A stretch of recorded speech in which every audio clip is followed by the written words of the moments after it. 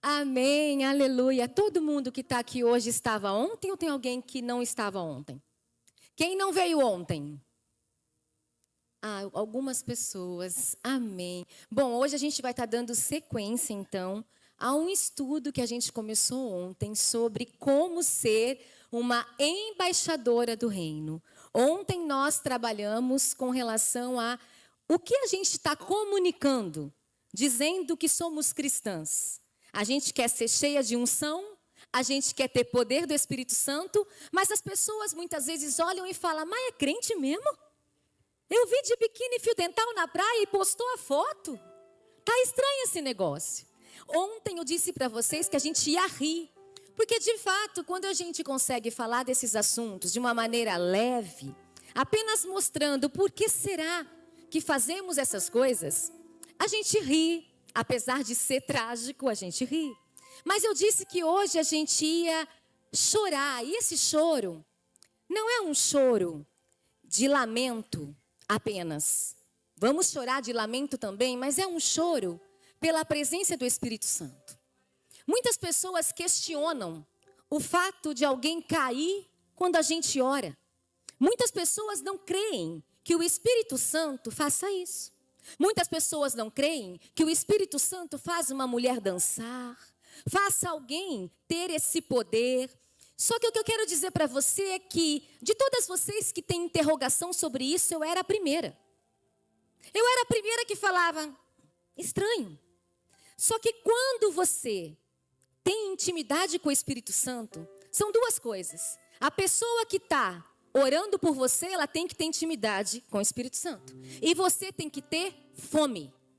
Não vai acontecer nada, não vai. Se a pessoa que estiver aqui apenas usar uma máscara de crente e ter uma vida totalmente desregrada, que a gente falou sobre isso ontem, muitos usam máscaras, e também não vai acontecer se você está aqui e eu não quero. Que essa mulher não chegue nem perto de mim, porque eu tenho medo. Eu estava na minha dentista semana passada e ela falou assim para mim, uma dentista nova. Eu conheci ela há pouco tempo e ela me conheceu há pouco tempo. E ela é crente.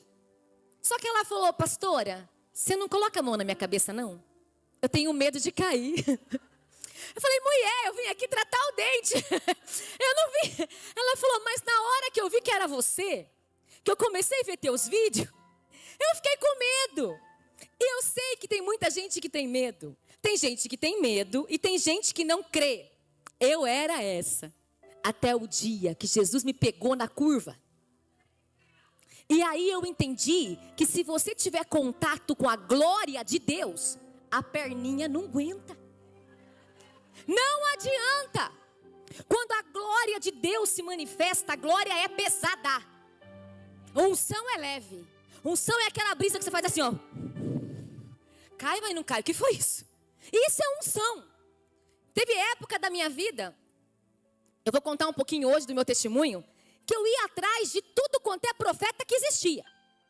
Tem um profeta, eu cruzava. Tanto é que eu fui agora, quem conhece um pouco sobre avivamento, eu peguei 2 aviões e fui lá em Los Angeles, na Rua Azusa. Alguém sabe um pouco sobre avivamento? Eu cruzei o oceano para ir atrás da Rua Azusa. Ai, Patrícia, mas isso aconteceu há trocentos anos. Só eu sei o que aconteceu quando eu ajoelhei lá. No galpão aonde aconteceu tudo. E eu era essa pessoa, depois que eu senti a primeira vez, eu me tornei uma perseguidora. Aonde tinha um profeta, eu fazia assim com a cabeça. E a unção é algo acumulativo. Todo mundo que tem unção, se você for atrás, você vai recebendo. Mas depende da tua fome. Só que a unção, ela não é algo para você. A gente quer receber. Mas você sabia que se você não despejar, você para de receber? Eu comecei a ir atrás da unção, mas porque eu tinha um chamado. Quem não tem chamado, não busca unção. Você vai querer sentir tudo isso para quê? Você vai querer ter poder para quê? Para ninguém ser curado? Para ninguém receber essa eletricidade? Unção é uma descarga elétrica que te faz bambear as perninhas, por isso que você cai. Eu acho que cai quando é demônio. Quando é demônio, entorta a mão e grita. Pelo amor de Deus. Quando é demônio, a pessoa faz assim, ó. É. Ou então, como já aconteceu muitas vezes comigo, eu vou orar, a pessoa tá assim, ó. Eu chego, ela faz assim, ó. Endurece tudo e me encara. E me chamaram já de loira aguada. O demônio. Quando é demônio, é sério. Sai daqui, loira aguada. Quando é demônio, gente, você sabe que é demônio. Quando é o Espírito Santo, a pessoa, ela não perde a consciência. Quem caiu aqui ontem sabe. Você estava conscientinha.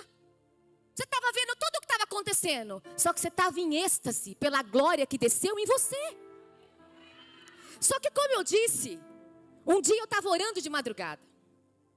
E eu falei, eu oro sempre de madrugada. Se eu pudesse, eu falaria um pouco sobre isso. Eu não sei se vai dar tempo. Mas duas coisas mantêm o ministério em pé. Jejum e oração. Você pode se perguntar, eu oro. Amém, tem que orar. Mas a oração de madrugada é diferente. A oração de madrugada é como está escrito na Bíblia. Deus se revela aos seus profetas na madrugada. Você pode falar com Deus todos os momentos do teu dia e Ele te ouve. Mas tem um momento em que Ele fala com você. E é a madrugada. Na madrugada você sente Jesus chegar. Você sente, eu estava orando de madrugada. Pedindo o quê? Unção. Peguei o nome de todos os avivalistas que eu amava a unção. E falei, eu quero a unção dela. Eu quero a unção dele. Eu quero a unção dele. Eu queria os nomes. E eu comecei a orar e o Senhor me disse, tá bom. Eu vou te dar a chance de receber a unção de todos os homens e mulheres que você deseja. Só que eu quero saber o seguinte. O que você vai fazer com isso? Porque a unção recebida, ela tem que ter um destino. E aí então eu entendi. Porque o Senhor me disse lá no Salmo 23. Patrícia, Patrícia, eu unjo a tua cabeça com óleo para o teu cálice transbordar. Ele usou um salmo para me responder o que a gente faz com a unção. Eu te encho, mas você tem que despejar. Só que daí eu comecei a entender então que aonde eu estivesse pregando, eu tinha que tocar as pessoas. O Senhor colocou isso e eu comecei a fazer. Só que no começo a gente ministra para 50, 70, 100. E chega um belo dia, você está ministrando para 3.000 pessoas. Como que você toca 3.000 pessoas? E o Senhor me disse, eu unjo a tua cabeça com óleo, para o teu cálice transbordar. Toca o máximo de mulheres possíveis. Porque a unção, ela é uma corrente elétrica. Aquela que receber tem capacitação para transmitir. E foi o que aconteceu aqui. Aquela moça que eu orei aqui agora, ela estava cheia de unção e caiu no chão. Na hora que ela levantou, ela abraçou a outra ficou cheia de unção. E ela abraçou a outra ficou cheia de unção. A unção é uma descarga elétrica do céu. Que se você estiver sedenta, faminta e íntegra, você vai receber. O problema é que muitas vezes a gente tem fome, a gente tem sede, mas a gente tem pendências. Como você vai receber poder do céu para ser testemunha? E descerá sobre vós o Espírito Santo. E aí então sereis minhas testemunhas. Você acha mesmo que o Senhor vai derramar uma unção para você? Ser testemunha com o bundão na internet? Com o cropped na academia? Com o pecado de fornicação, masturbação e pornografia? Não tem como. Você acha mesmo que o Senhor vai derramar a unção sobre alguém que na igreja é uma coisa, mas enquanto está fazendo a unha com a manicure, se abana falando de homem? Por quê? Eu amo ir lá porque ela fala cada besteira. Eu estou contando tudo que é real, amém? São testemunhos que me chegam. Então hoje é uma noite de libertação. Hoje é uma noite de unção. Nós já sentimos aqui, eu não estava aqui à tarde, mas eu tenho certeza que o Espírito Santo já está aqui fluindo como água. E Ele é assim. A gente sente a atmosfera mudar, o perfume chegar. E eu aprendi o segredo da oração da madrugada e aprendi também que com 15 minutos ninguém ora. Tem que permanecer. Então hoje a gente vai trabalhar sobre uma área que no meu ministério eu mais recebi e mais me espantei. E eu vou contar tudo para vocês, a gente vai passar por isso. Antes disso, eu quero saber quantos livros tem meu marido? Quantos livros tem? 5? Você separou já o meu presente que eu vou dar? Tem apenas 5 livros, gente, tá? Quem quiser o livro, tá ali com o meu esposo. Depois a gente tira uma foto e autografa. Não vou falar dele hoje, que eu já falei ontem. Mas vamos lá. Pode começar então os slides, por favor? 1 Tessalonicenses 5:23. Aqui diz que o mesmo Deus de paz nos santifique em tudo. Que todo o nosso espírito, alma e corpo sejam plenamente conservados, irrepreensíveis até a volta do Senhor. Aqui então pode passar. Está mostrando para a gente que a gente é essa configuração. Quem é você? Espírito, alma e corpo. E como que eu sei então para que cada coisa dessa serve? Tem alguém aqui que sabe a função disso? Para que serve cada um desses separadamente? Tem alguém que sabe? Ergue a mão. Muito bom, que eu amo ensinar. Nós somos um corpo, que é uma casca, que quando morre, volta para o solo, para a terra. Amém? Esse corpo aqui, que é a Patrícia que vos fala, carrega o Espírito de Deus quando entrega a vida a Jesus. Quando eu passo então a receber o Espírito de Deus, quando eu entreguei a minha vida a Cristo, aí o Espírito Santo habita no meu espírito e eu me torno um corpo que tem o Espírito Santo, ok? Quando que eu recebi o Espírito Santo? Quando eu entreguei a minha vida a Jesus. Isso quer dizer que eu já tinha que orar em língua, sapatear, rodar e ser cheia de unção? Não. Receber o Espírito Santo quando você entrega a vida a Jesus é receber o fruto, a capacitação para desenvolver o fruto do Espírito. Eu tenho aquela chaminha que diz: você roubava, não roube mais. Você prostituía, não prostitua mais. Aquela voz da consciência. Isso é que recebemos. Por isso que você começa a se constranger com algumas coisas. Mas isso não te faz se tornar alguém cheio de poder. O que faz a gente se tornar cheio de poder é o batismo com o Espírito Santo, que muitos não acreditam. Que é o revestimento de poder. E é isso que a gente vai entender um pouco hoje. Aqui nós temos um corpo que recebeu o Espírito Santo no dia da conversão. E o Espírito Santo em nós clama pelo Pai. É Ele que dá aquela vontade de estar aqui nessa conferência. É Ele que dá vontade de você orar. Ele nos conecta com o Senhor. Só que o Espírito Santo não está sozinho na gente. Além do Espírito Santo, nós temos uma alma. E é aí que está o problema. Às vezes eu chego nas igrejas e falo assim: gente, vocês precisam entender que vocês carregam a maior potência do universo, que é o Espírito Santo. Entenda e toma posse disso para vocês pararem de apanhar do diabo. E aí eu vejo algumas mulheres e o Espírito Santo me fala: ela não está entendendo. Porque hoje ela está com depressão. Ela está com pânico. Ela tentou se matar. O que você está falando não está fazendo sentido para ela. Porque você está falando que o povo de Deus é o povo mais feliz da terra. Você está falando que o povo de Deus tem o Espírito Santo, que é poder, que é santidade. Só que essa mulher está destruída. Ela tem pânico, ansiedade. Ela tentou se matar. A vida dela está destruída. E aí então, hoje, muitas de vocês podem estar se fazendo essa pergunta: como que você está falando que eu tenho que é santo? Por que eu estou passando isso então? Você está dizendo que eu tenho o Espírito Santo desde o dia que eu entreguei minha vida a Jesus? Por que então eu tentei me matar depois disso? Por que eu não parei de fumar? Por que eu não parei de beber? Por que eu não parei de mentir? Por que eu ainda pratico atos ilícitos? Se você está dizendo que eu recebi Ele quando eu entreguei minha vida a Cristo. Justamente porque além do Espírito Santo existe outra coisa dentro de você. E essa coisa chama alma. Sabe o que significa alma? Mente, vontade e emoção. Tudo que envolve o teu psique, o teu pensamento, o teu cérebro é mente. Tudo que envolve os teus desejos é alma. Tudo que envolve os teus sentimentos é alma. Então, pensamento, sentimento e desejo é alma. Agora me diz, é possível viver sem ela?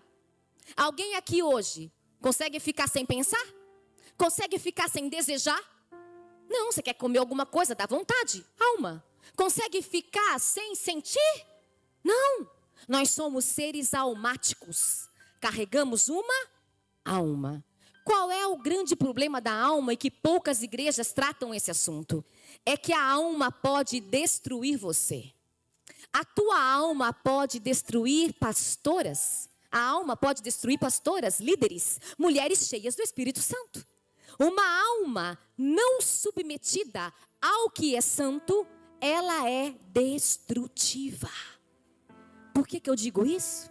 Porque existe um inimigo na palavra de Deus citado que não age na tua carne, ele age na tua alma. Quem é ele? Passa o slide. Pode passar. Passa mais um. Ele é Satanás. Satanás é o inimigo da tua alma. E como que ele age? Como que Satanás faz para derrubar uma mulher que estava aqui ontem no altar, cheia de poder, mas caiu em adultério e destruiu a vida? Como que ele faz? Ele coloca um pé para ela trupicar? Não. Ele apenas sugere. É um psiu. Ei, tá nada não. Não tem problema. Satanás faz exatamente como aquela figura.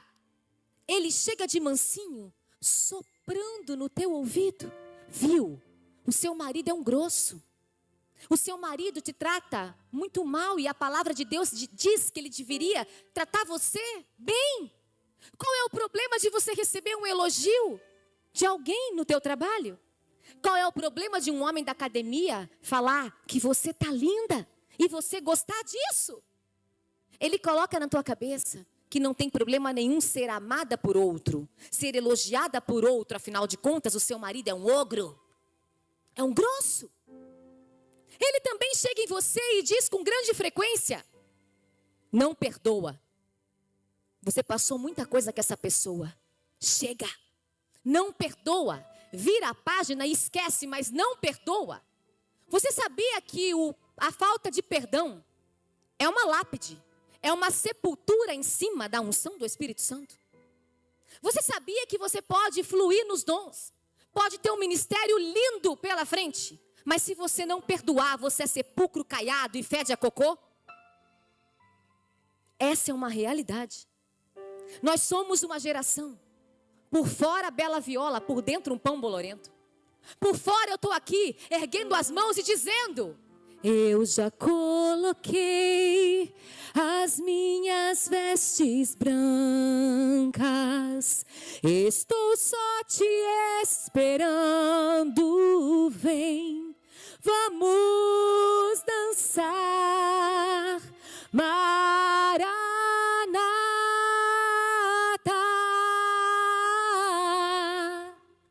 É isso?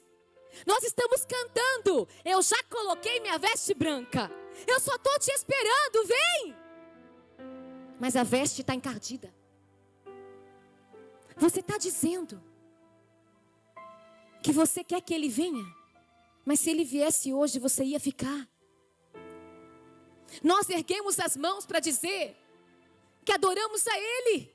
Minhas lamparinas estão acesas,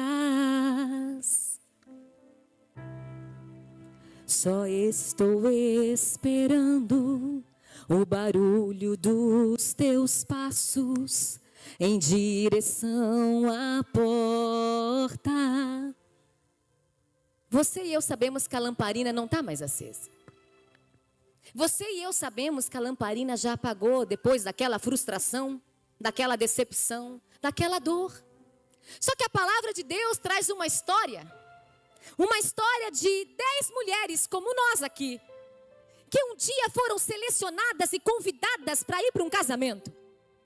Eu quero que você imagine agora, eu vou conjecturar uma história aqui. Eu quero que você imagine que existe um noivo. E esse noivo chega no servo dele e diz: servo, vai lá na Batista da Vila hoje e escolhe 10 mulheres para vir no meu casamento. E o servo diz assim: mas qual é o critério, hein? Não, eu vi, elas estão lá numa conferência há 2 dias. Eu fiquei observando e todas estavam adorando, pulando. Pode escolher qualquer uma aleatória. E aí o servo vem aqui e fala: vem você, escolhe 10. 10 que estavam na conferência enraizadas. 10 que estavam debaixo da mesma unção. 10 que estavam na mesma igreja, no mesmo momento. Só que na hora que o casamento vai começar, apenas 5 entram de fato. O que aconteceu com as outras 5? Não estava lá na conferências enraizadas? Não estava adorando, erguendo as mãos? O que aconteceu para aquelas que foram convidadas não entrarem? Porque as 10 virgens, elas foram escolhidas. As 10 eram virgens? Sim. As 10 foram convidadas? Sim. Como aqui, 10 foram selecionadas dentro de uma igreja. Só que apenas 5 entraram. O que aconteceu? Aconteceu que as 5 que entraram tinham azeite reserva. A palavra diz que na hora que elas foram chamadas, elas não levaram apenas a lamparina, elas levaram azeite reserva. O que é o azeite reserva? O azeite reserva é a oração que você faz no dia bom, quando está tudo bem. Aquela oração que você não deixa de fazer, apesar de estar vivendo o melhor momento da tua vida. Porque o grande problema da gente é que quando está tudo bem, a gente não ora. O azeite reserva é a oração diária. Porque ninguém sabe o dia que a depressão vai bater a porta. Ninguém sabe o dia que a traição vai bater a porta. E não adianta vocês chegarem em mim, como muitas igrejas e pastores dizem: tá com depressão, vai orar. Ora e jejua que passa. Não passa. Eu sinto dizer para você que está aqui hoje, deprimida, triste, com crise de ansiedade, frustrada. Orar e jejuar sozinho não passa. Por quê? Porque quem está nesse nível psicossomático, psíquico, que é um sofrimento psíquico, não consegue orar. Você ajoelha, mas não tem nada para dizer. E não existe depressão espiritual. As pessoas falam que depressão é coisa do diabo. Não é. O diabo apenas se apodera da tua alma doente. O que vem primeiro é a doença. Só que daí você não quer buscar ajuda. E você começa a se afundar. E começando a se afundar, então, ele vê uma mente vulnerável. Uma alma vulnerável. Alguém com depressão, que não toma um remédio, que não faz uma terapia e que não busca ajuda espiritual com os seus líderes, é igualzinho um bêbado. Sabe o que é isso? Quem aqui era do mundo e tomava uns porre? Ergue a mão. Quem já tomou porre? Quem já encheu a cara? Fala pra mim, quando você enchia a cara, você tinha controle sobre você? Hã? Não. Você não tem controle da tua alma quando a bebida entra. Assim é uma mulher ou alguém com depressão, com pânico e ansiedade, sem cuidar. Cuidando da mente, do corpo e do espírito. Agora você imagina aquelas 5. Na hora que o noivo chegou, e elas ouviram: vamos, o noivo chegou. As 10 levantaram. As 10 adoradoras que estavam aqui dizendo: minhas lamparinas estão acesas. Só que a lamparina tinha apagado. E elas olharam e: não dá para acender de novo. Porque eu não orei quando eu tinha que orar. E agora eu não consigo mais orar. Roubaram tudo de mim, a minha dignidade, eu fui traída. Eu não tenho força para orar. E aí elas viraram para as amigas e disseram: amiga, me empresta um pouquinho de azeite. E aí você pode pensar, custava ela se emprestar? Hein? O que vocês acham? Custava emprestar? Qual é o problema delas que tinham azeite em reserva? Fazer assim para as amigas aqui da Batista da Vila: amigo, o seu acabou, tô? A questão é que a unção, ela pode ser transferida, mas o processo é intransferível. Não tem como você querer crescer na unção, na graça, na sabedoria, no poder de Deus, se você não passar pelo processo. É impossível. Então aquelas virgens disseram: não, vocês precisam comprar. Você precisa comprar azeite. Você precisa buscar a unção. E elas foram comprar. E quando voltaram, estava tudo fechado. Elas olharam e: Senhor, nós voltamos. Eu corri lá e orei. Eu corri lá, busquei o profeta, recebi uma profetada. Eu fiz um jejum de 2 horas. Deu tempo. Eu vim aqui. Abre para mim. E aí, o Senhor diz: quem é você? Como assim, quem sou eu? Eu sou a Patrícia, aquela que pregava o mundo todo a tua palavra. Eu sou a Patrícia, aquela que expulsava demônios em teu nome. Em verdade, te afirmo, eu não sei quem é você. Senhor, como assim? Como assim tu não sabes quem sou eu? 25 anos de crente. Eu entreguei a minha vida, deixei meus filhos em casa. Eu pegava avião todo sábado para pregar a tua palavra. Como assim tu não sabes quem sou eu? Eu não sei quem é você. Você já imaginou você estar aqui 5, 10, 15, 20 anos na igreja? E no dia D, na hora H, você escutar: eu não conheço você. Você nunca falou comigo. Você não vinha todo dia. Você sequer se lembrava de mim. Você fazia um devocional chechelento de 10 minutos e esquecia de mim o resto do dia. Eu não sei quem é você. Oh, Ramanas, Urandalalabaras. É muito fácil para mim chegar aqui e pregar que você vai receber a unção, o fogo, o poder, vai ser próspera, vai viver os sonhos da tua vida. Só que eu vou estar te enganando. Você não vai viver enquanto você não se posicionar.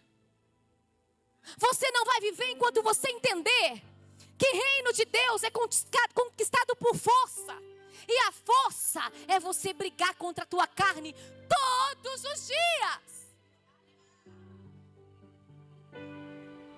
Eu recebi há mais ou menos um ano e meio atrás. Volta para mim um slide, por favor. Há mais ou menos um ano e meio atrás, eu recebi uma mulher muito famosa. Todas vocês que são cristãs há mais de 20 anos devem conhecê-la. Uma mulher que eu admiro muito. E essa mulher, um belo dia, depois de um vídeo que eu fiz sobre pornografia, me manda uma mensagem: tá aqui meu celular, eu quero falar com você, e se você não falar comigo eu vou me matar. Eu olhei, achei que era golpe. Não era possível aquela mulher tão famosa me chamar. E aí eu mandei mensagem para ter certeza que era ela e falei: grava um áudio. Se for você, a gente conversa. Ela gravou um áudio e depois ela começou a me dizer: você sabe quem sou eu? E eu, claro, eu te admiro um bocado. Quando eu nem sonhava o que Deus ia fazer na minha vida, eu já chorava ouvindo as suas canções. E ela me disse: você sabe então que hoje eu tenho uma equipe de mais de 1000 mulheres e eu faço conferências internacionais? Eu viajo mundo todo. Eu falei: claro, amada, eu sei quem é você. E ela me disse: o que você não sabe é que eu sou viciada em pornografia há 15 anos. O que você não sabe é que eu sou uma mentira e uma farsa. E quando eu olhei para você, naquele vídeo que você fez, o Senhor me disse: é a sua última chance. Ou você confessa para ela, ou o teu ministério acaba. Aquela mulher, tão famosa, tão importante, começou então a me dizer que ela ia para o monte, gravetos acendia, que ela buscava a presença com jejum e oração, mas a cada 6 meses ela voltava ao vômito. Eu não sei o que acontece, mas eu não consigo me controlar. A cada 6 meses eu tô lá lambuzada de novo. É só surgir um estresse na igreja. É só surgir um burburinho. É só eu discutir com meu marido. Eu preciso ver pornografia e me masturbar. E ela falou, eu não aguento mais isso porque eu sou uma mentira. Eu sou uma farsa. Todo mundo olha para mim e acha que eu sou a mulher de Deus. E eu não fico sem isso há 15 anos. Quando essa mulher disse isso para mim, eu falei, Senhor, como que eu vou lidar com isso? E o Senhor me disse, por isso que você é psicanalista, neurocientista, por isso que você estudou tanto. Agora você usa o teu conhecimento e eu vou te dar a unção. E aí eu fiz uma enquete no Instagram. E perguntei assim lá no Instagram. Quem aqui, que é cristã, passa problemas na área sexual, de imoralidade? Para minha surpresa, mais de 70% das mulheres cristãs caíam no pecado sexual. Só que dessas 70%, mais de 2.000 eram líderes. Algumas cantoras gospel famosas, algumas pastoras famosas, e a grande maioria líder não famosa. Mas mulheres que, como eu, estão aqui, com o microfone na mão, ministrando sobre você. E você pode estar pensando, gente do céu, o mundo está perdido mesmo. Que é isso? Que mulher safada e sem vergonha? Não, ela não é safada e nem sem vergonha. Porque quando eu fui fazer a pesquisa para tentar ajudar essas mulheres, eu descobri que quase que 95% delas havia sido abusada na infância. Elas haviam sido colocadas numa situação de vulnerabilidade. O irmão mais velho colocou para ver pornô. O primo mais velho abusou dela. O padrasto, o pai. E o pior disso é que não é só uma pessoa, não. Quem foi abusada por um, sempre conta. Depois eu fui abusada por fulano e por fulano. Por quê? Porque o diabo faz a pessoa que é abusada uma vez adquirir uma fragilidade. E ela se torna totalmente passiva. Como eu disse, a nossa alma tem um inimigo. E essas mulheres conheceram a Jesus. Essas mulheres receberam até o revestimento de poder. Porque elas expulsavam demônios. Elas eram mulheres famosas. Só que ainda assim, elas tinham uma máscara. Elas tinham um segredo que ninguém sabia. E quando Deus mandou ela confessar, e todas aquelas outras mulheres confessaram, todas foram curadas. Você sabe o que é você receber o testemunho dia após dia? Patrícia, faz 2 anos que eu não caio mais. Faz 1 ano que eu não caio mais. Por quê? Porque a renúncia expulsa Satanás da tua alma. A gente tem que entender que não adianta você chegar aqui no altar hoje chorando e falar assim, ó, Senhor, me perdoa, por favor, eu prometo que eu não faço mais. Você já falou isso quantas vezes? 599.000 vezes. Você cai e fala o que? Eu não vou cair, eu prometo. E cai. Cai de novo. Porque não é assim que funciona uma renúncia espiritual. A renúncia espiritual funciona dando nome. Senhor, eu renuncio e rejeito a pornografia que eu vi hoje. Eu renuncio e rejeito a masturbação que eu fiz ontem. Eu renuncio e rejeito a falta de perdão do fulano. A raiva, a inveja que eu tenho da ciclana. Tem que ter nome. Reino espiritual funciona por nome. Nome. A gente não nomeia, a gente fala, estou sentindo um negócio estranho. Ah, eu não sei o que eu sinto. Nome. Se você não dá nome, o verbo não se faz carne. A palavra tem que trazer a existência para trazer cura. Só que a gente passa anos na igreja, com segredos. E eu não estou dizendo que você tem que procurar alguém, porque hoje em dia não dá para confiar em ninguém. Hoje em dia, infelizmente, você chega em alguém que você fala, olha, eu vou confessar para aquela mulher que eu caí em adultério. Aí ela vai achar que ela está te ajudando e ela conta para o círculo de oração. Você conta para uma. E ela fala, gente, a fulaninha lá caiu em adultério, vamos ajudar ela em oração? Já não é mais uma que sabe, é 14. Aí dessas 14, uma, porque eu estou confiando ainda, porque às vezes não é só uma não, estou sendo boa. Uma chega no marido dela. Bem, sabe a mulher do fulano? Caiu em adultério. Aí esse homem já olha para ela como uma vagabunda e já olha para o rapaz da igreja como um coitado. Você entende no reino espiritual o que é alguém confessar um pecado em mãos erradas? Por isso é que nós temos que... Deixa eu dizer uma coisa que eu estou vendo algumas pessoas assim, mexendo os ombros e o pescoço. Neste momento é muito comum vocês sentirem um incômodo na carne, tá bom? Toda ministração dessa, é muito comum vocês sentirem um peso nos ombros. Aqui atrás do pescoço é como se tivesse um peso em cima de você, tá? Não se assuste. Isso a gente está agora no momento de guerra espiritual, tá bom? Você vai sentir um peso, a atmosfera aqui já mudou, estamos em guerra. Eu estou aqui agora descortinando o inferno. Tá entendendo? Não quer dizer que ele vai se apoderar de você, que você vai ficar endemoniada. Existe diferença entre você ficar endemoniada, ser possessa e ser apenas oprimida, tá? Ó, possessa é ter o demônio. Oprimida é isso. Ai, que estranho. O que eu estou sentindo? Eu estou vendo todas não, mas muitas. E é muito comum, não se assustem. Depois Jesus vai levar todo esse fato, tá? Mas vamos lá, vamos continuar. Nós precisamos entender que temos que aprender a renunciar dando nome.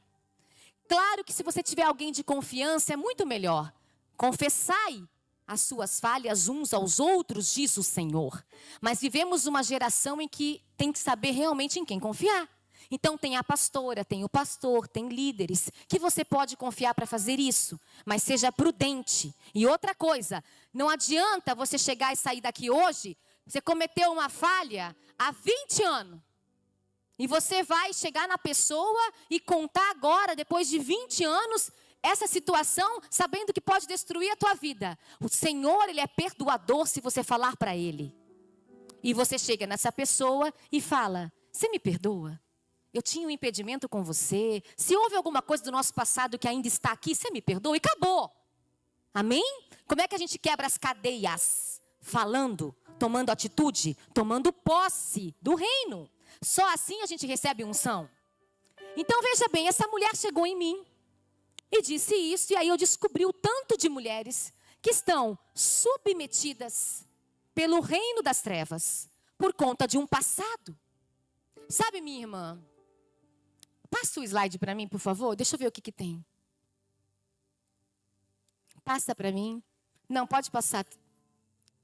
Pode deixa aí rapidinho. Eu só vou contar uma coisa para vocês.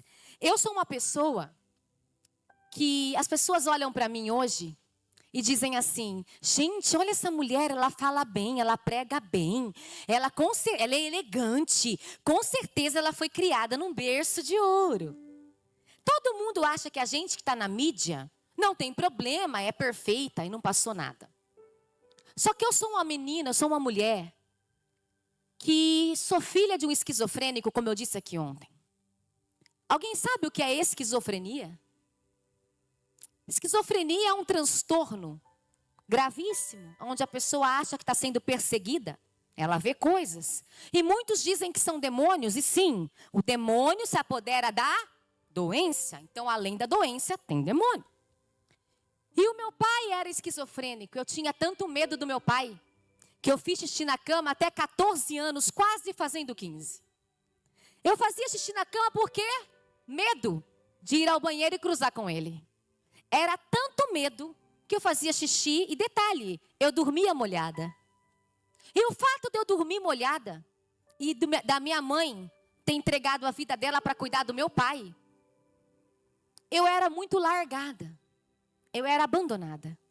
Eu ia para a escola muitas vezes, cheirando a xixi. E com 8 anos de idade, eu era a menina mais odiada da escola, apesar de não olhar na cara de ninguém. Eu era tão tímida, não era tímida não, mas eu era tão amedrontada, que eu era assim, eu não olhava para ninguém. E o fato de eu feder a xixi, fazia com que as pessoas me odiassem, e falava, sai para lá, mijona, filha do esquizofrênico. Só que não foi só isso. Eu comecei a apanhar na escola. E eu apanhava na cara, eu era cuspida, eu era beliscada, eu era arranhada.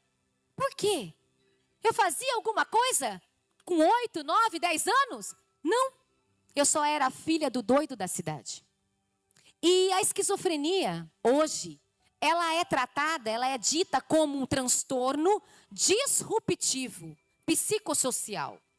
Mas na época do meu pai, a esquizofrenia era louco. Ele era o louco da cidade. O louco que tinha que fazer tratamento de choque. Esse era o meu pai. Internado com camisa de força. Eu via o meu pai entrando em ambulância com camisa de força. Tomando choque. E eu cresci nesse ambiente. E com isso eu desenvolvi medo. Pavor.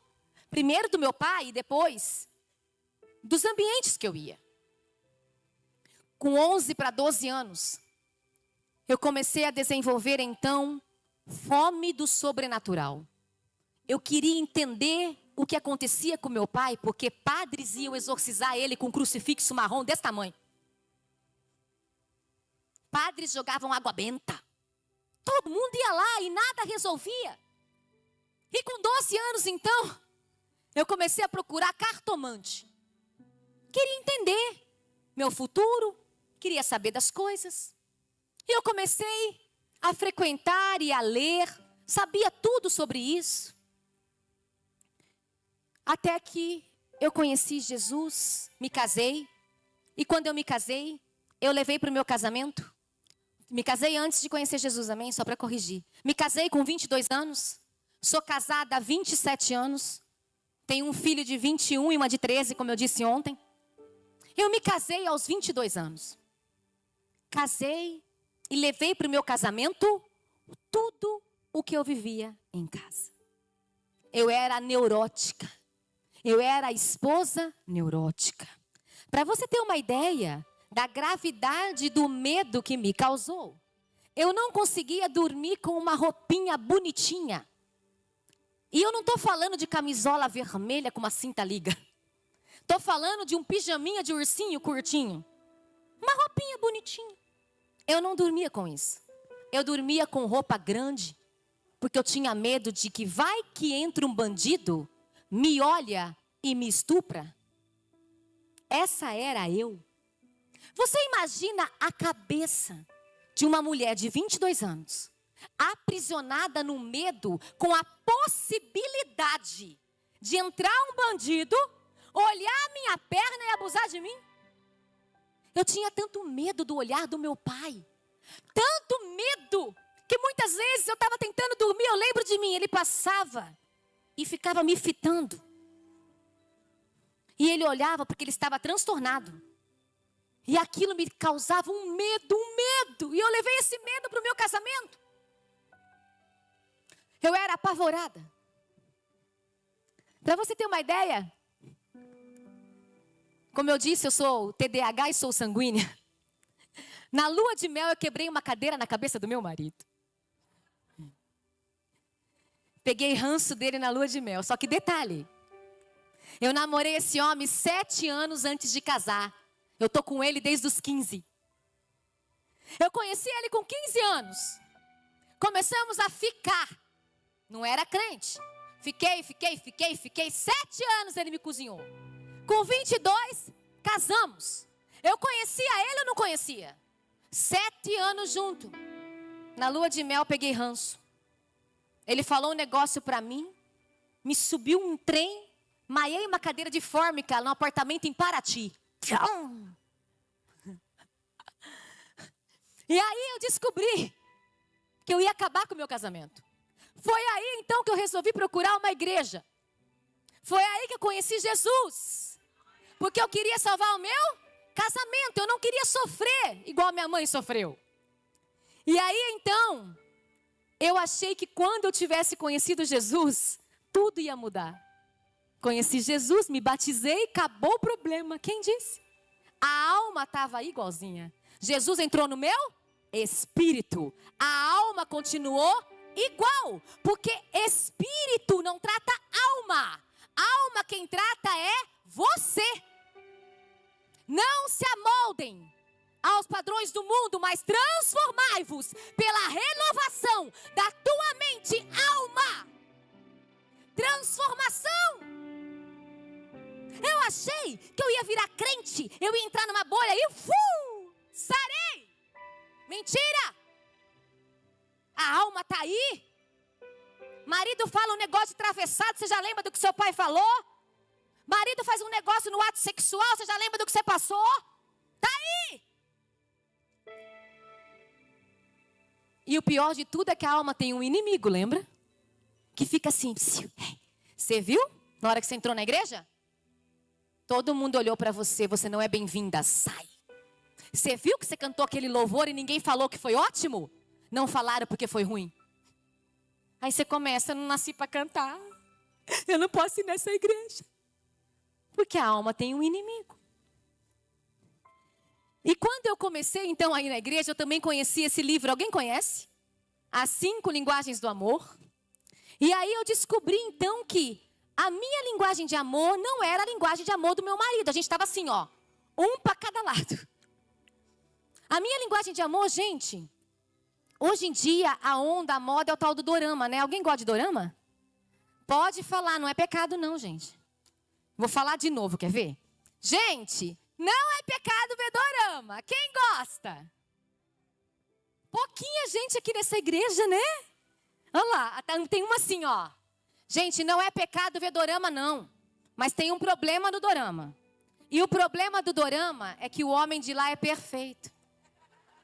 E o seu não é.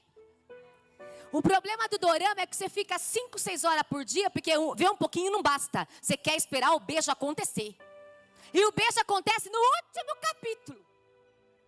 E aí você fica lá 5 horas por dia vendo o tal do dorama.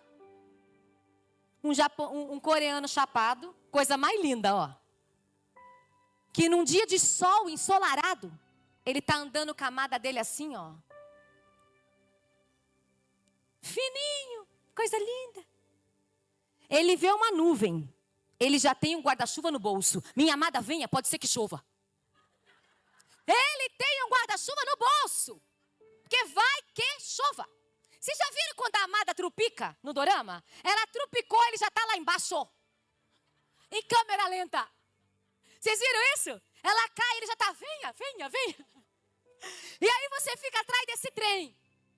5 horas por dia vem do dorama. Aí o seu marido chega. Aquela leve protuberância. Aí ele vai lá. Tira a roupa do trabalho e bota a pior bermuda que existe na face da terra. Sem cuecas, balangandando, tudo balançando. Você está rindo porque você vive isso. Aí o bonito chega, você ficou o dia inteiro vendo um lorde. Romântico. Fininho. Aí chega o seu marido. Bermudão, senta no sofá, pega o controle, dá aquela batida no bucho e, amor, tá pronta a janta? Aí você olha para aquilo e fala, não quero mais. Senhor, eu quero ser amada igual aquela mulher do dorama. A irmãzinha ali tá dando grito de tanto rir. Gente, minha irmã, você gosta de dorama? Nunca nem assistiu, mas que você tem um protuberante na tua casa, você tem, né? Com certeza. Porque ela deu um grito na hora que eu falei da bermuda.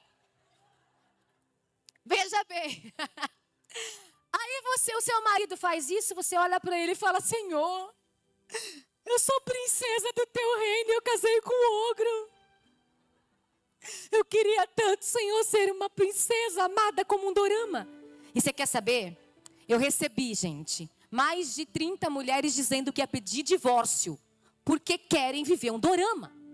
Você pode dizer assim, gente, que mulher fraca. Eu gosto de dorama, mas não me influencia. Vai nessa. A mulher, ela é emocional. Você começa a ver esses trens, você já começa a sonhar que você está com o vestidinho rodado. Você começa a sonhar. Começou a sonhar que você está com um coreano, renuncia o dorama. Vai te fazer mal? Isso é adultério emocional. Gente, isso é sério. A gente está rindo, mas é sério. Adultério não começa no ato. Adultério é emoção. Você está olhando aquele homem. Gente, tem pessoas confessando para mim que se apaixonaram por artista de dorama. Se apaixonaram. E diferente do homem, o homem para sentir prazer, ele tem que ver o quê? Curva.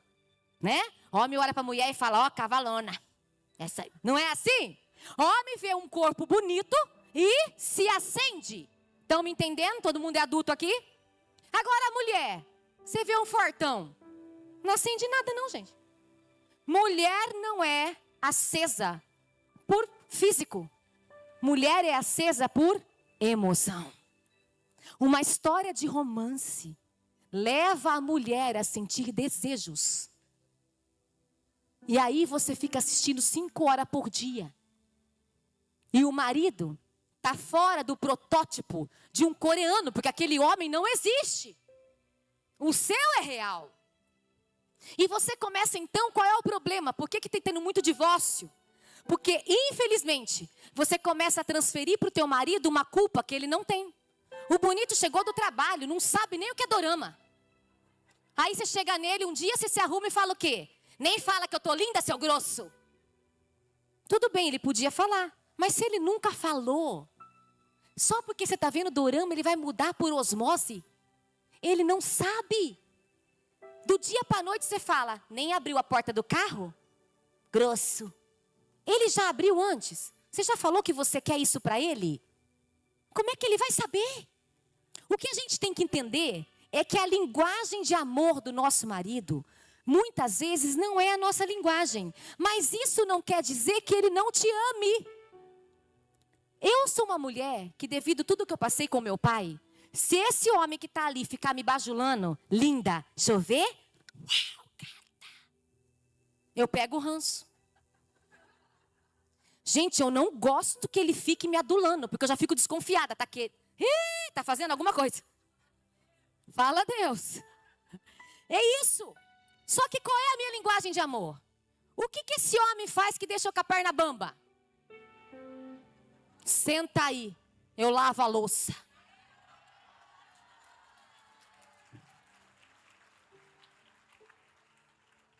Quando esse homem fala, estica as pernas aí, vai. O que você precisa fazer? Eu faço, gente.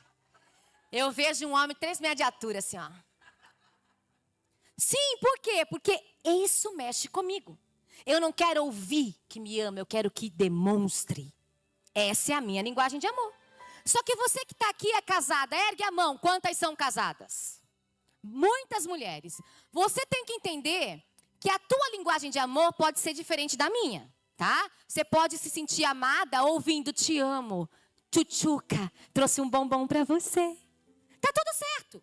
Só que a linguagem de amor do teu marido, 95% dos homens, a linguagem de amor deles são predominantemente 2. Primeira,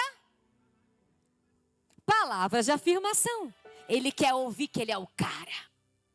Ele quer ouvir assim, amor, você viu? 300 homens na igreja, só você era o melhor. Ele precisa ouvir que ele é o bambambam. Essa é a linguagem de amor dos homens. Me diz uma coisa, você consegue ou não consegue abrir? Vamos mudar, um pote de palmito, vai. A gente consegue abrir um pote de palmito? A gente consegue o que a gente quiser. A gente enfia faca aqui dentro, mas a gente abre, não abre? Mas não é para conseguir. Você tem que aprender. Você tem que chegar no marido assim, ó. Amor, eu não consigo. Abre para mim. Sempre que você tiver oportunidade. Para que esse negócio de trocar chuveiro? Trocar gás. A mulherada tá assim, o homem tá lá no futebol, tá assim, ó. Com gás. Pelo amor de Deus, deixa esse homem fazer. Tem que chegar nele e falar, amor, abre pra mim, eu não consigo. Aí ele faz assim, ó. Aí, ó, facinho. Ele faz essa cara de satisfeito para mostrar que para ele foi tranquilo. Nesse exato momento, você vê que nasceu já o peito de pombo. Mas é imediato. Ele estufa o peito de pombo e já começa. Essa mulher não vive sem mim. Por quê? Por quê? Porque ele viu que você depende dele. Mas hoje a gente é burra demais. A gente está com o dedo na cara dele e fala, eu ganho mais que você. Eu mando igual você. Porque a gente está sendo enraizada numa cultura de empoderamento de feminismo. Só que não existe feminismo cristão. Não existe empoderamento sendo cristã. O Empoderadas por Deus, que é essa comunidade de 1 milhão que eu tenho, é justamente para dizer, só existe poder que vem de Deus. Se você quer ter poder sozinha, você é uma estúpida. Nós não podemos. Aí você começa a levar coice dele. Por quê? Você castrou ele. Você não deixou ele ser homem para nada. Você faz tudo. Você começa a resolver porque ele demora. Gente, homem é lerdo mesmo. Alguns não, mas a maioria tá lá no futebol. Aí você fala assim, amor, corre lá, busca pão para as crianças, que eu tenho que fazer o lanche deles. Aí ele fala o quê? Já vou. Aí nesse já vou, você pega os 5 fios, enfia no carro, bate a porta, nervosa, enfesada. Tudo que eu peço não faz na hora. Eu vou resolver tudo sozinho, vou mostrar para ele. Eu vou mostrar para ele que eu não preciso dele. Você volta com o pão, com as 5 crianças. Monta o lanche, as crianças comem, ele vem. Amor, quantos pão que é para pegar? Ele nem viu você saindo. E você quase se matou. A gente se mata sozinha, mulher. Eu era assim. Eu era uma mulher rixosa, insubmissa. Meu marido, desde quando me conheceu, a gente ia andar na rua. Eu estava aqui, ele fazia assim, ó. Me colocava do lado de dentro. O que eu pensava? Nossa, insuportável. Quer me esconder. Quer me apagar. E o que ele pensa que ele é? Eu não posso nem andar na rua. E na verdade, era uma proteção. A gente olha... Gente, eu não estou falando de marido traste. Que tem, tá? Tem marido que abusa, tem marido que judia, eu não estou falando disso. Estou falando de um casamento saudável que está quase caindo em divórcio por conta de incompatibilidade de gênio. O que a gente escuta hoje? A gente divorciou, por quê? A gente não se dava. Crente tem que se dar. Você vai mudar, você vai estudar, mas tem que se dar. Qual é a outra linguagem de amor dos homens? Palavras de afirmação e a segunda? Toque físico. Preciso falar o que é o toque físico? Não preciso, né? E apesar de você só lembrar disso uma vez por mês, 2 dias no mês, apesar de você só lembrar disso 2 dias no mês, aí lembra e faz assim, ó. Esqueci. Lavei a louça e esqueci. Veio e foi embora. Olha, eu sei que tem exceções. Eu fui pregar, porque eu prego essa mensagem para casais também. Estava pregando no culto de casais essa mensagem, daí eu recebi o seguinte comentário. A senhora falou aquilo, mas eu não concordo, eu subo pelas paredes. E eu falei, por que você não me falou para dividir essa unção com nós? Por que não falou lá na hora? Porque tem um monte de mulher precisando. Então veja bem, a linguagem de amor do teu marido muitas vezes não é a tua. Então você tem que pegar esse livro, que aliás quem comprou o meu livro tem o teste no final para você fazer com o celular. Aí você faz com o teu marido e já descobre. E aí um tem que se preocupar em falar a linguagem do outro. Quando eu entendi que eu tinha que falar a linguagem dele, fazer ele se sentir o cara. Fazer o que eu tenho que fazer enquanto mulher para deixá-lo feliz. A gente para automaticamente de levar coice. Porque não tem como alguém receber amor e levar coice. Quando você dá amor, você recebe amor. Quando você dá rispidez, neutralidade, que o problema é que a gente às vezes ignora. A gente não é grosseira, mas a gente vira as costas e bufa. E outra coisa, não caia na besteira de contar para tua amiga. Tá cheio de mulher perdendo o marido para melhor amiga. Porque para você ele pode não prestar, para tua amiga era tudo o que ela queria, viu? Você fica esperto. Cuidado. Cuidado. Não desvalorize a tua casa para ninguém. O teu marido pode não estar no processo, pode não estar aqui, pode não ser quem você sonhou que fosse. Mas não desvalorize ele. Amém. Aleluia, pode passar o slide. Como eu estava dizendo, olha gente, isso aqui é muito pesado. Eu prego para casais, eu não vou falar hoje. Pode passar. Pode passar, passa tudo, vai lá numa faixa, numa mão que está enfaixada. Acho que é um dos últimos slides. Então, como eu disse para vocês, eu sou a filha do esquizofrênico, eu me casei. E quando eu me converti, eu achava então que tudo ia mudar. Amém? Só que nada mudou. E aí então, eu fiquei sabendo de uma irmã da igreja Deus é Amor. Alguém conhece alguém da igreja Deus é Amor? Se tem povo usado por Deus, é nessa igreja. E eu fiquei sabendo de uma irmã que era muito usada por Deus e chamei ela para ir na minha casa. Essa irmã chegou em casa e tudo que eu mais queria era que fosse demônio. Queria. Eu queria que aquilo que eu sentisse, aquele medo, aquela opressão, tudo aquilo que eu lembrava que eu havia passado no meu passado, eu queria que fosse demônio. Eu chamei essa mulher em casa para ela expulsar o demônio de mim, porque eu tinha certeza que eu era endemoniada. Só que para minha surpresa, essa mulher chegou na minha casa e a hora que eu abri a porta ela disse: Deus vai levantar o teu nome. Eu te vejo pregando para milhões de pessoas. Quando essa mulher disse isso para mim, talvez você hoje, se recebesse essa palavra, ia ficar feliz. Mas eu falei, tá doida? Como que pode eu pregar para 1 milhão de pessoas? Quem sou eu? Como que pode? Não faz sentido. E pior ainda, como eu disse aqui ontem, quem não tem a figura paterna, terrena, não reconhece Deus do céu como pai. Porque você não tem referência. Hoje eu sei o que é um pai, porque eu vejo meu marido com a minha filha. Mas eu nunca tive pai. Eu nunca recebi um abraço do meu pai. Eu recebia xingos e soco. Eu nunca tive. E muitas de vocês não tiveram nem isso, nem xingo, nem soco. Não conheceram o pai. E então eu tive essa dificuldade. Quando essa mulher disse isso para mim, eu falei, imagina, tá doida? Só que ficou aceso em mim aquela palavra. Sabe quando você fala, por que Deus me viu? Por que Deus quer um lixo? Eu sou a mijona, a fedida, a perturbada, filha do louco. Por que Deus me quer? E isso gerou em mim temor. Por quê? Eu comecei a ter medo do sargento que eu achava que era Deus. Para mim, Deus era o meu pai.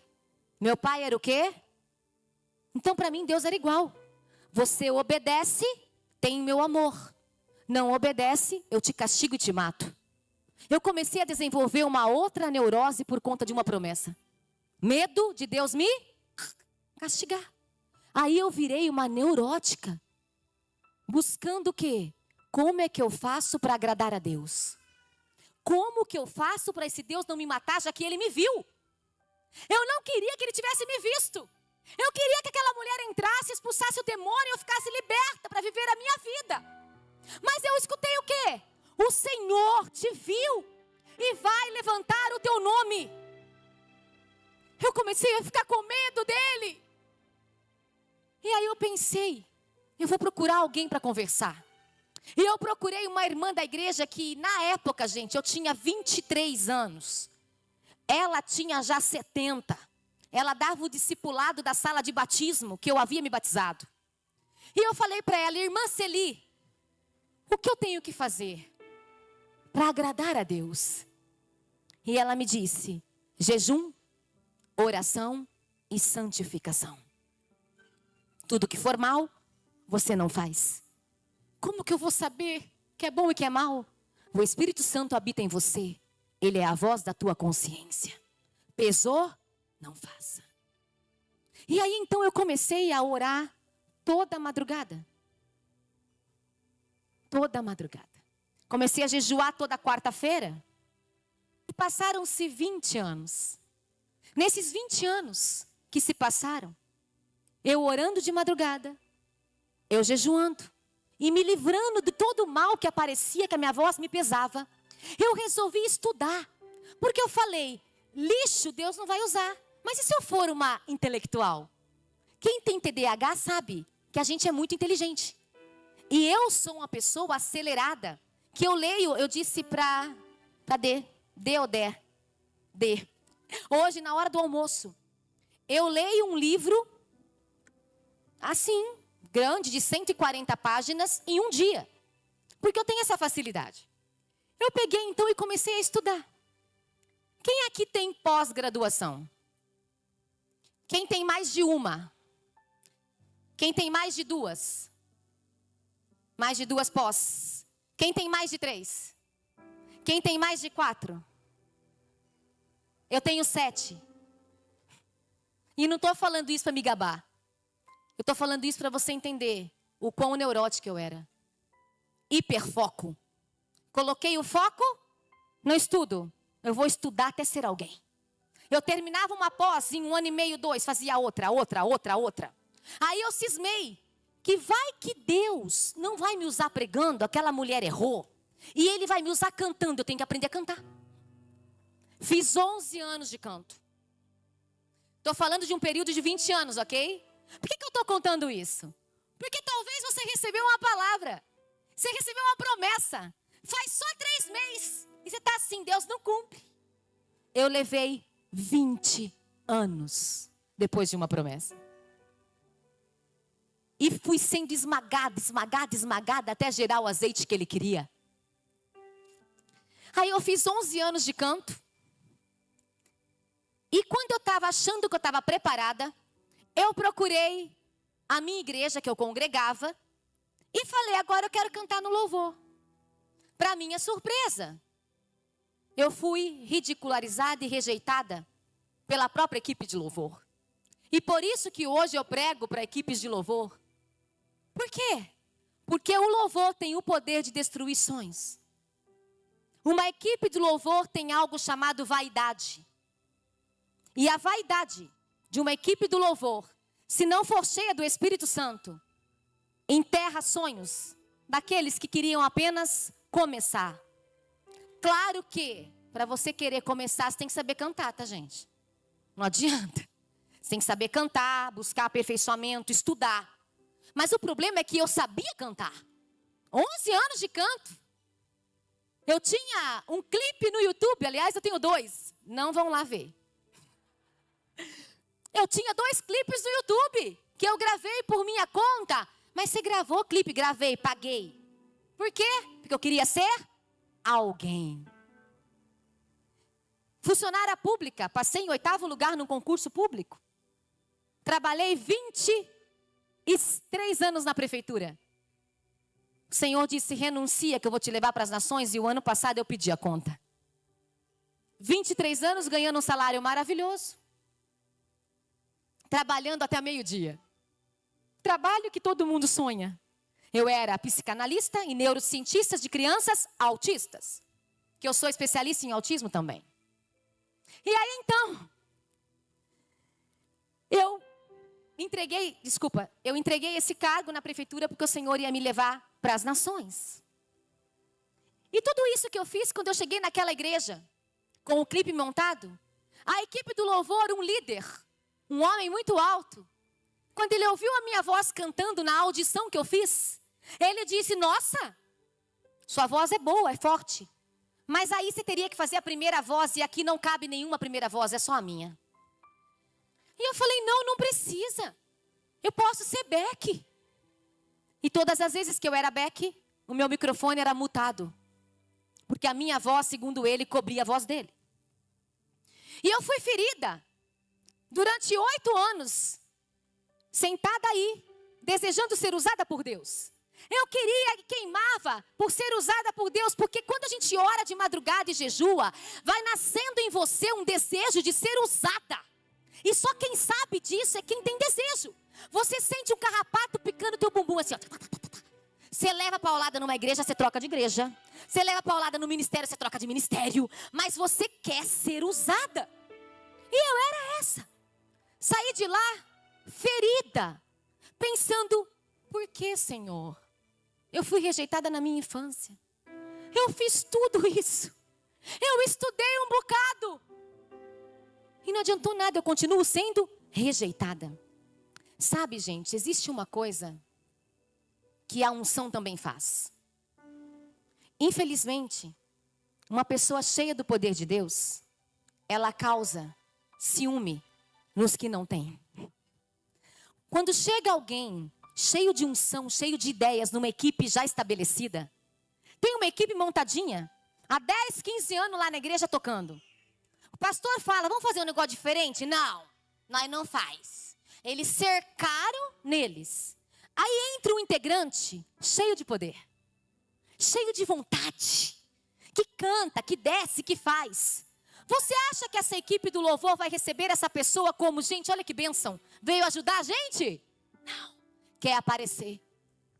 E foi o que acharam de mim. Essa mulher veio aqui estudada. Tem até clipe, por quê? Porque aqui é o nosso lugar. Eu não queria lugar de ninguém.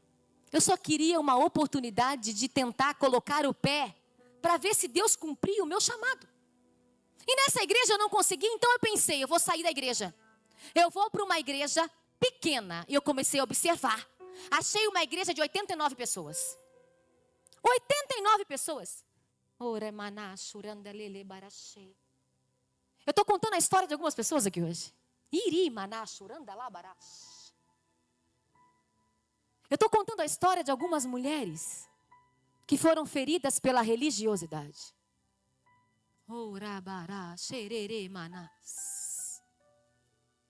Tudo o que você queria foi ferido por alguém que você menos esperava.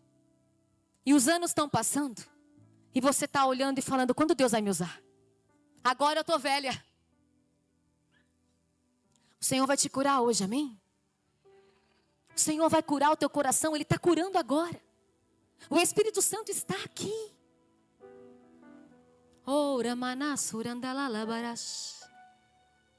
Aleluia. E aí então eu fui para essa igreja, encontrei uma mulher que na hora que viu que eu tinha 15 mil seguidores no Instagram, que eu tinha 2 clipes no YouTube, e eu falei para ela chorando, pastora, por favor, será que aqui, nessa igreja, uma portinha, simples, será que aqui tem lugar para eu servir ao Senhor?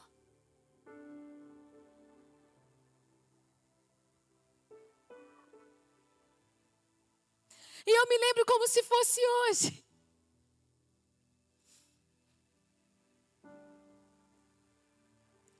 Ela me disse, você pode começar hoje. O louvor é teu. Eu preciso de ajuda. Aí ela falou, mas faz o seguinte, você disse para mim que você escreve na madrugada os projetos. Traz para mim que eu quero orar. Para a gente começar algo aqui. E eu entreguei os meus projetos para ela.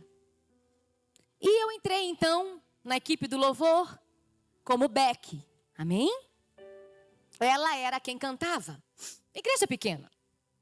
Do dia para a noite eu me tornei líder de quase tudo da igreja. Líder da porta, da cantina, do banheiro. Líder de tudo. Por quê? Proativa. Agitada. E eu tinha um bom salário. O meu salário, o que a igreja precisasse, eu. Precisa de letra para o coral? Precisa disso? Tudo que eu queria era um lugar para eu servir e ser usada. E aí um belo dia, passaram-se alguns meses, eu falei, pastora, a senhora já leu sobre os projetos? O Senhor disse que eu tenho que começar um grupo de mulheres. Eu tenho que começar um projeto. Quando a gente vai começar? E ela me disse, vamos fazer o seguinte? Vamos marcar. Semana que vem, a gente marca para o mês que vem, acho que faz mais ou menos isso, um mês. Vamos orar a respeito disso. Você faz o louvor e eu prego.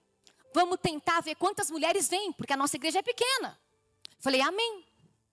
E passaram-se os dias e chegou o dia do culto. Chegou o dia do culto, 2 dias antes mais ou menos, eu comecei a falar com o Senhor. E eu disse assim, Senhor, é a primeira vez que eu vou pegar um microfone para cantar para a igreja. Eu tinha 2 clipes no YouTube, mas nunca tinha pego o microfone e ministrado sozinha. Vai ser a minha primeira vez e eu quero dizer para o Senhor. Faz 15 anos que eu recebi a promessa que o Senhor ia me usar. Então eu quero que nesse culto de sexta-feira aconteça algo sobrenatural. Só assim eu vou acreditar naquela palavra daquela irmã de 15 anos atrás. Eu quero algo que eu não tenha dúvidas que o Senhor é comigo. E para isso eu vou jejuar 24 horas. Eu abri um jejum de 24 horas que a gente não se faz isso no dia que você vai cantar, porque você fica assim. Mas eu fiz no dia. E quando eu cheguei para cantar, estava em jejum. Eu comecei a cantar e eu nunca vou me esquecer. Eu comecei a cantar aquele louvor. Tu és o Deus dessa terra, tu és o rei desse povo, és o Senhor da nação, tu és. Na hora que eu falei o tu és, eu recebi uma descarga elétrica do céu. Naquele dia, eu recebi poder. O batismo com o Espírito Santo. Eu só sei uma coisa para você. Eu estava aqui. Em fração dos segundos, eu virei a irmã do coque sem coque. Eu ranquei o sapato, eu comecei a marchar. Estou falando do que eu vivi. Eu comecei a marchar. Eu larguei tudo aqui em cima. E desci. Tinha 30 mulheres. E eu comecei a colocar a mão na cabeça da mulher. 30 mulheres. Todas foram tocadas. Algumas vomitavam. Algumas endemoniadas, sim. Mas a grande maioria cheia do poder de Deus. E eu saí cambaleando, porque a igreja ficou no chão. E eu sem entender nada. Ajoelhei e comecei a chorar, assustada. Assustada porque eu nunca imaginei algo parecido. Depois desse dia, nunca mais aquela mulher me chamou para nada.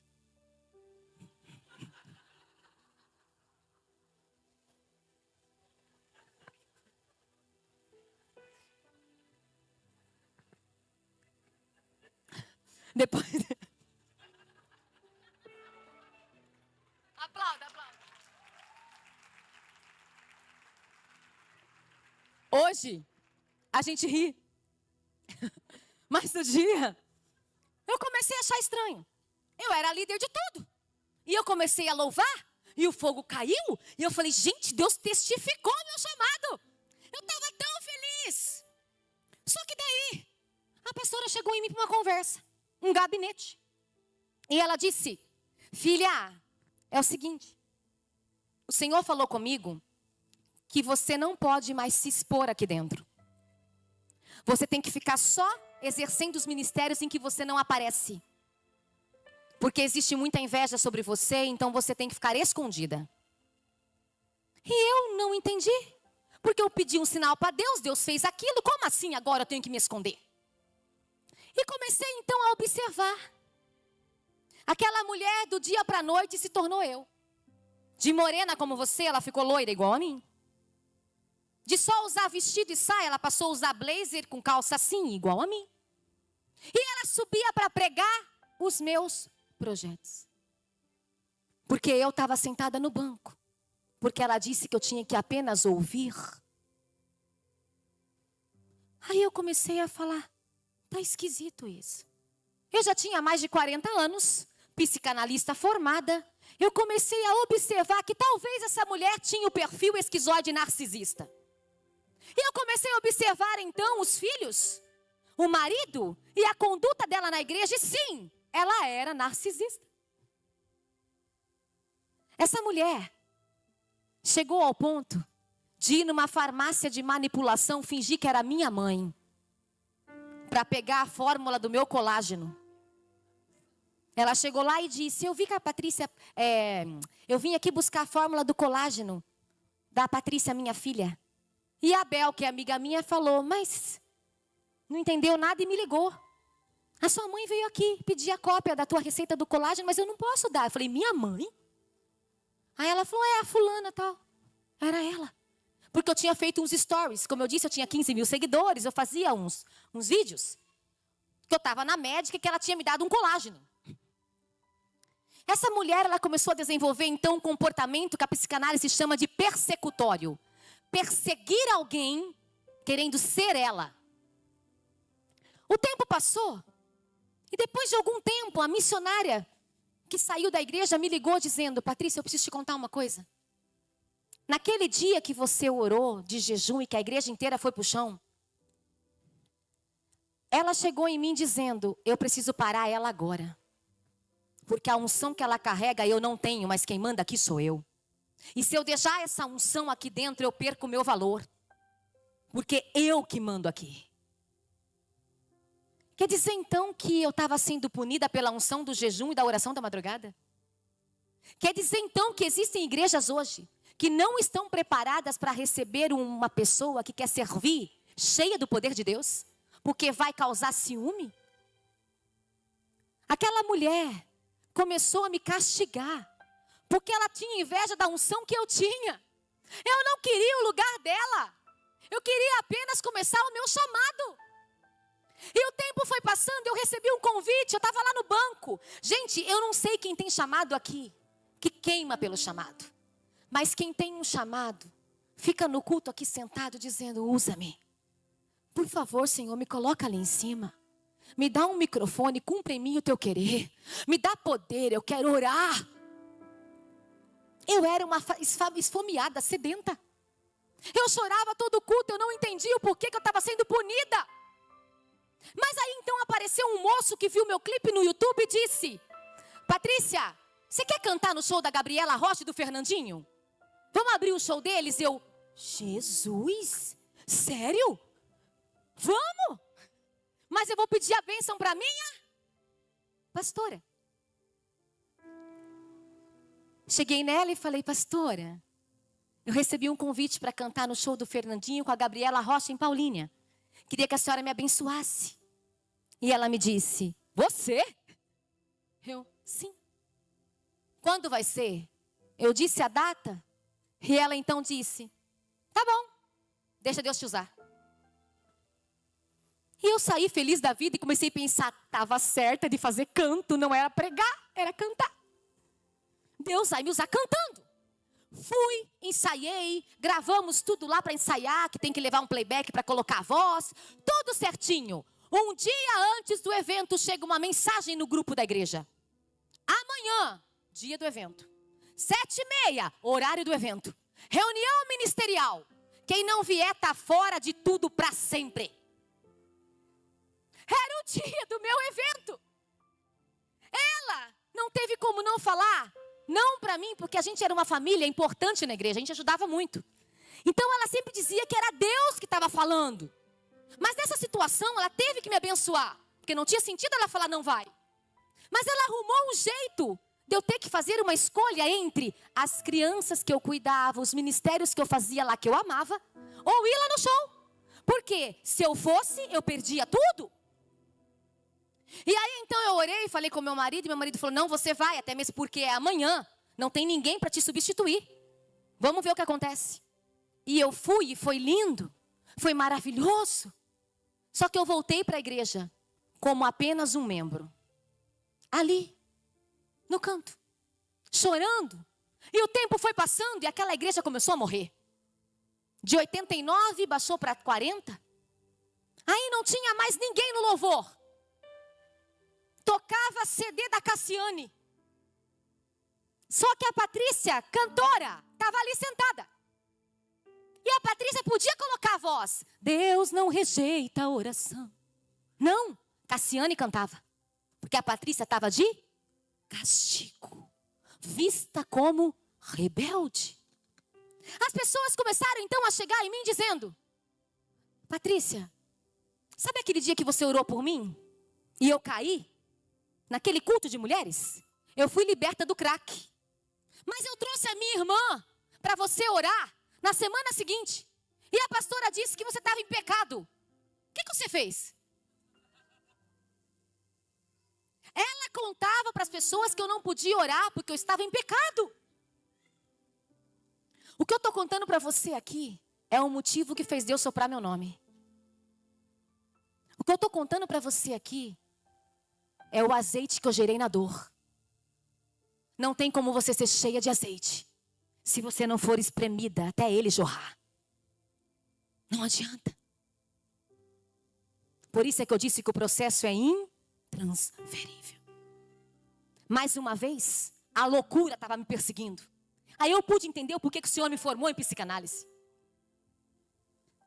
Só sei que eu fiquei lá e você pode dizer: Patrícia, mas peraí.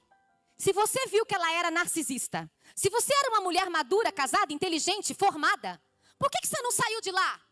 Porque eu tinha uma voz dizendo: você não é ninguém. Você é a filha do esquizofrênico. Eu era facilmente manipulada. E chorando, clamando por um sinal, um dia veio um profeta na casa. E esse homem começou a pregar daqui para lá, de lá para cá. Um homem muito usado por Deus. Ele começou a orar. De repente ele olha para mim e fala: você vai voar. E muitos não vão saber da onde é que você saiu, tão rápido que será. Você vai voar, o seu tempo chegou, eu posso sentir o cheiro. E aquela que não aceita vai ser obrigada a ver você voar e ela vai ficar. Quando esse homem disse isso para mim, eu caí de joelhos no chão. E eu não chorava, eu urrava. Porque nessa data fazia 20 anos da promessa. Exatamente, não estou falando da data exata, mas o período de 20 anos. E quando eu ajoelhei e comecei a chorar, porque eu tomei posse, eu escutei um psiu. E lá na igreja ninguém podia nem sequer ir no banheiro na hora da palavra, não tinha isso. Imagina, hora da palavra ninguém se levanta. E ela falou: vem aqui. E eu não posso, ele está pregando. Ela: aqui. Igual um cachorro. E eu peguei e fui. Ela estava sentada aqui na frente em 2 cadeiras. Ela e o esposo. Eu fui me arrastando, cheguei e falei: oi, pastora. E ela me disse: quem é a líder espiritual aqui? Eu: você? Pois bem, então se eu sou a líder, eu tenho a verdadeira revelação a teu respeito e não ele. E o seu tempo não chegou. Você não vai voar. Esquece. E quando ela disse isso para mim, ela olhou bem nos meus olhos, sorriu e disse: isso tudo é para você não sofrer o que você sofreu com o teu pai. Aí eu entendi. Ela usou a minha fragilidade, de eu contar para ela quem eu era, da onde eu vim e o que eu sofri, para me aprisionar dizendo: você não pode viver isso, porque senão você vai viver de novo o que o teu pai fez com você. Nesse dia então, eu enxerguei, as escamas dos meus olhos caíram. E eu me levantei, peguei meus 2 filhos e meu marido e saí por aquela porta, decidida a nunca mais voltar. Só que eu cheguei no meu quarto de oração, indignada. Eu estava muito brava com Deus. Eu não sei se alguém aqui já brigou com Deus. Eu briguei muito. Eu cheguei diante de Deus assim, irritadíssima. E eu falei: obrigada, viu? O Senhor me enganou. Obrigada porque o Senhor me enganou e eu entreguei a minha juventude para o Senhor. Agora, eu tenho mais de 40 anos, eu sou velha. Eu entreguei tudo que eu tinha numa palavra. Mas é óbvio que eu não sou ninguém. Estava na cara que o Senhor não ia me usar. E nesse momento, que eu estava lá brigando com Deus, eu senti um calor subindo do chão. E esse calor começou a subir, pegou o meu pescoço e eu fiquei dura. Com calor insuportável. O que eu pensei na hora? Tá me dando um AVC, eu briguei com Deus, Ele é sargento, Ele vai me matar. Eu tinha certeza que eu estava morrendo. Certeza. Foi a primeira crise de pânico que eu tive na minha vida. E só quem teve sabe o que é a sensação da morte. Naquele momento que eu senti esse calor, eu fiquei dura. E eu escutei um ronco. E aí eu escutei uma risada. Você achou mesmo que ele ia usar você? Filha do esquizofrênico. Eu era crente, igreja? Era. Quantos anos eu tinha de convertida? 20. Eu era cheia do Espírito Santo? Era. Tinha recebido poder no altar. Eu orava em línguas? Orava. Eu me santificava, eu jejuava, eu orava de madrugada, sim. Eu não estava em nenhum pecado. E ainda assim Satanás tinha legalidade para se materializar e rir da minha cara. Por quê? Porque a minha alma tinha segredos. Porque o que eu havia passado com meu pai nunca havia sido exposto nem para Deus. Porque eu não tinha coragem nem sequer de mencionar. Satanás teve poder da minha alma por 20 anos. Porque eu, Patrícia, não deixava ninguém mexer no esconderijo. Eu era cheia de cocô. Por fora, bela viola. Por dentro, um pão bolorento. Eu usava uma máscara. E você que está aqui hoje, eu não sei que dor que te causaram. Eu não sei o teu passado, eu não sei qual é o tipo de renúncia que você tem que ter. Mas o que eu sei é que se você tampar um ferimento sem limpar, ele infecciona. Enquanto você estiver na igreja achando, eu vou lá, domingo, coloca uma gazinha, coloca uma máscara, volta para casa, está tudo igual. Cai, por que aquelas pastoras, aquelas líderes caíram em adultério ou caíram na pornografia? Porque nunca haviam descobrido o segredo de serem curadas de fato. Elas vinham aqui e diziam, Senhor, me perdoa, me perdoa. Achavam que estavam curadas, mas Satanás continuava. Só existe uma maneira de Satanás deixar de escravizar você com esses pensamentos, com a culpa do adultério, com a culpa do passado, com a dor que você carrega. Você renunciando. Renunciar. Só se dá para fazer isso depois que a gente reconhece. Por que eu preguei tudo isso ontem e hoje? Porque você tem que entender que você está muito longe da santidade. E que às vezes você recebe uma faísca da unção aqui. Você sente o poder. Você vai embora feliz achando que tudo vai mudar, mas nada muda. E esse processo de dor que eu passei com essa mulher faz apenas 4 anos. Em 4 anos, Deus soprou meu nome no mundo todo.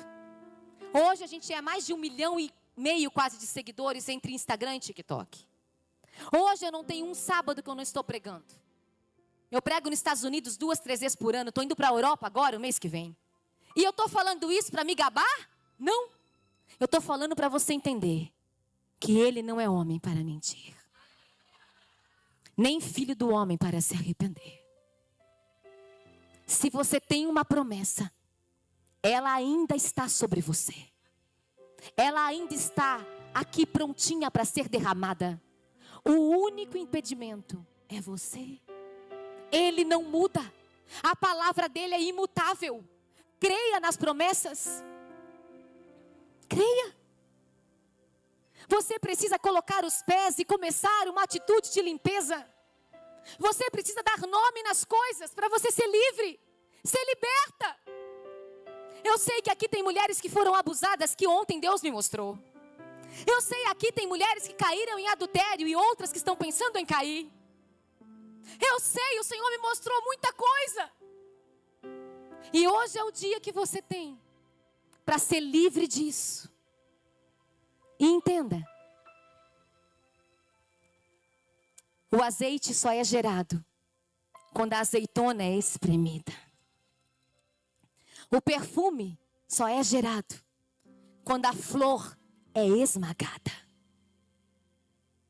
Não existe unção sem o processo da dor. Todos nós temos que ser preparados para sermos usados por Deus. Só que a gente precisa entender que precisamos remover a gaze para deixar o ferimento à mostra. A dor que te causaram, as pessoas que te feriram, hoje é o dia de você trazer a memória para nunca mais. Hoje é dia de você mexer no teu lixo. Mexa no lixão. Abra a tampa do esgoto. Abra a tampa desse esgoto. Deixa isso trazer luz, vir à luz. O oxigênio, que é o Espírito Santo, vai cicatrizar você hoje. Sobre a unção que vai ser derramada aqui hoje, não se espante. Porque se tem algo que o Espírito Santo ama, é um coração quebrantado e contrito. Se tem algo que o Espírito Santo não resiste, é uma mulher que diz: me limpa. Hoje eu renuncio e rejeito o adultério emocional, porque eu estou iludida com o personal. Hoje eu renuncio e rejeito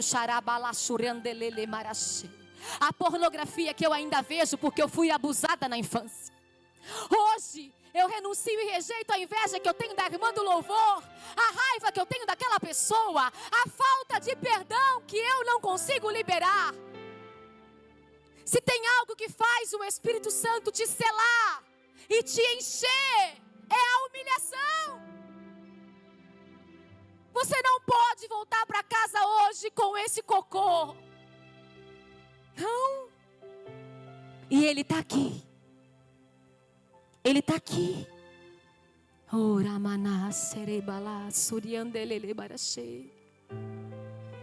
Ele está aqui para curar você. Ele está aqui para tocar você. Para você nunca mais ser escrava. Entenda uma coisa. Você não vai se esquecer. Mas quando é que eu sei que eu fui curada? Quando você lembra sem dor. Eu lembro de tudo que meu pai me fez. Eu lembro de tudo que essa mulher me fez. Eu lembro de tudo que eu fui rejeitada, eu fui humilhada, eu fui cuspida. Eu nunca vou me esquecer. Mas não dói mais. Por quê? Porque eu entendi que se eu estou aqui hoje, é porque eu fui construída por Ele. Você conseguiu o que eu te pedi, amiga? Conseguiu? Se coloque de pé.